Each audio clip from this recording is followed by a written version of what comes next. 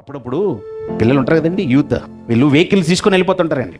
Driving licence ఉండదు, పెద్దగా driving కూడా వచ్చి ఉండదు. అయినా వెళ్తుంటాడు, ధైర్యంగా వెళ్తుంటాడు. పోలీసు వాళ్ళు వచ్చి పట్టుకుంటారు. పట్టుకొని, రే నువ్వు వయసులో చూస్తుంటే మైనర్లా కనబడుతున్నావు, నీకు అసలు డ్రైవింగ్ లైసెన్స్ లేదు, ఎందుకు బయటకు వచ్చావంటే, కొందరు పిల్లలు ఎంత ధైర్యంగా వెళ్తారు తెలుసా? ధైర్యంగా వెళ్ళిపోయి, మా నాన్న ఎవరో తెలుసా అంటాడు. ఎవరు మీ నాన్న అంటే, మా నాన్న పోలీస్ ఆఫీసర్ అంటాడు. అయితే సైలెంట్ ఉంటాడు. ఈ పోలీస్ అయినా సరే సరే వెళ్ళిపో బాబు అంటాడు.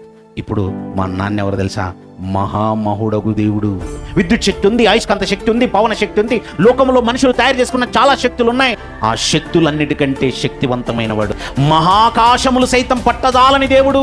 దేవుడు అంటే ఎక్కడో ఉంటాడు, ఆయన మాకేం సంబంధం లేదన్నట్టు మాట్లాడుకుంటుంటాం. దేవుడు అంటే ఎవరు? మన ఆత్మలకు తండ్రి. ఎఫెసీయులకు రాసినటువంటి పత్రిక 4:6 చూడండి. అందరికీ తండ్రి అయిన దేవుడు ఒక్కడే. మనందరం ఆయన పిల్లలమండి. ఇప్పుడు మీ నాన్న ఎవరంటే ఏమని చెప్పుకోవాలి తెలుసా? మహామహుడగు దేవుడు, మహాకాశములు సైతం పట్టజాలని దేవుడు.